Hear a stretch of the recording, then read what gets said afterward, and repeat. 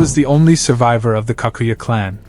Devoting his life to Orochimaru, he became the leader of the so-called Sound Five. From childhood, Kimimaro of the Kakuya clan was an object of fear. He was kept locked up like a dangerous animal, let out only when a living shield or a killing machine was needed. A grim childhood, wasn't it? And then, when the Kagaya clan, known for their bloodthirstiness and love of battle for battle's sake, decided to attack Kirigakure, they, to put it mildly, underestimated their opponent. The entire clan was wiped off the face of the earth, literally. Every single one, except for one, our Kimimaro. He was left alone. But fate, as we know, loves to joke. Wandering alone, Kimimaro eventually came across Orochimaru. Thus, Kimimaro became one of Orochimaru's most loyal and devoted shinobi, finally finding the meaning of his existence. Kimimaro stood out among his comrades in three key ways. First, despite his contemptuous attitude toward his opponents and general underestimation of their strength, he had his own sense of honor. He did not take advantage of his enemy's weakness and even stopped to give Lee medicine, although it turned out to be alcohol, which subsequently enhanced Lee's fighting abilities. Second, he did not allow mistakes that would disrupt the mission. He considered the team's tardiness to be an unacceptable breach of discipline, even when Orochimaru was confident that everything would go according to plan. Thirdly, Kimimaro kept his feelings in check. Only surprise and rare flashes of emotion related to his beliefs came out. Rage when his faith in Orochimaru was insulted, and deep sadness when he realized that he had lost his value to his master forever. His unique power was Shikatsumiyaku, an enhanced genome that gave him complete control over his own bone structure. Kimimaro could control osteoblasts and osteoclasts, changing the density and flexibility of his bones, increasing calcium content where armor was needed, or making them elastic and sharp for attack. He claimed that his bones were stronger than hardened steel, as evidenced by the wounds and deaths that did not destroy his skeleton. Manipulating his bones required the use of chakra, but even after death, his bones remained intact, underscoring the unusual nature of his gift. In battle, his bones became weapons and protection.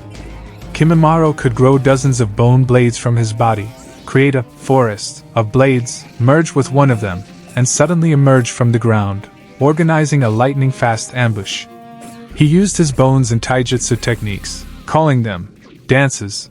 These were synchronized, deadly attacks where every movement was precise and purposeful.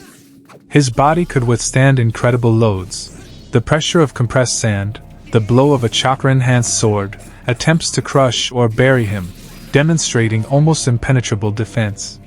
Kimimaro was primarily a close-range fighter. His exceptional speed, agility, and precision of movement made him a nightmare for his opponents. He easily dealt with hundreds of Naruto's shadow clones, reinforced by the Nine Tails. Not a single copy could truly hurt him.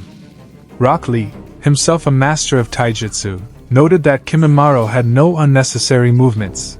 Each attack was calculated and deadly accurate. Another trait was his iron will and incredible endurance. Even when his body refused to obey him, he forced himself to move and fight. His battles with Naruto, Rock Lee, and Gaara showed that he remained a dangerous opponent until his last breath. It all began with a fierce battle, where Konoha's Green Beast, Rock Lee, faced off against Kimimaro's unprecedented power. After a brutal exchange of blows, it seemed that the battle was over. Lee fell, and Kimimaro, confident in his victory, was ready to move on. But this was no time to give up. Even on the brink of death, Lee found the strength to rise, demonstrating incredible fortitude. However, Kimimaro, playing with his opponent's life, was relentless. He didn't just block the next blow, he responded in such a way that Lee's hopes for victory began to fade. And just when it seemed that Lee was about to be destroyed, someone appeared on the battlefield who would change the course of the battle forever. Gaara, the desert demon, stood between Kimimaro and his victim. Kimimaro, sensing a new threat, couldn't believe his eyes. Before him was an opponent with whom he would have to fight not for life, but for death. His bones, his main weapon, were no match for Gaara's sand fortress. Kimimaro tried to break through using his 10-finger-piercing bullets.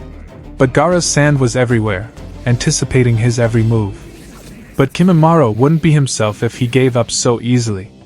Caught in the deadly embrace of the sand, he survived by creating powerful bone armor under his skin. This was only the beginning of his transformation. Activating the first level of the curse seal allowed him to break free from captivity, showing that he had underestimated his opponent, but was not going to lose. Even buried under a tsunami of sand, he found his way back. But Gaara was ready. Sand armor, invulnerability. Kimimaro threw all his strength into the fight, including his signature dance, but Gaara's absolute defense proved insurmountable. And then, the highlight of this battle, Gaara, despising Kimimaro's loyalty to Orochimaru, called it brainwashing.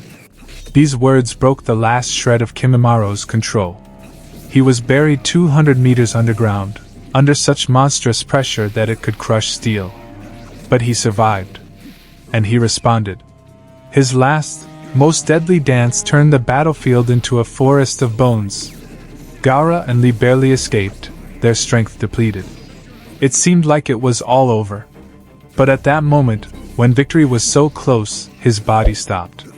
It wasn't Gaara's power or the sand, but his own incurable disease that prevailed. Kimimaro died before he could complete his final act of revenge. This battle is more than just a clash of forces. It is a story of loyalty, pain, and the strength of spirit that allows one to fight even in the face of death. Kimimaro, despite his terrifying abilities, was a man searching for his place in the world. And Gaara saw himself in him. The story presented describes the intense and dramatic battle between Rock Lee, Kimimaro, and Gaara, which is a key moment in the storyline. When victory seems within reach, Kimimaro dies not from the strength of his opponent, but from his own incurable disease. Kimimaro's story highlights his desire to find his place and purpose, even in serving Orochimaru. Gaara, seeing in Kimimaro a reflection of his own inner struggle and pain, shows unexpected understanding. The battle shows what characters are capable of when faced with the limits of their strength and abilities.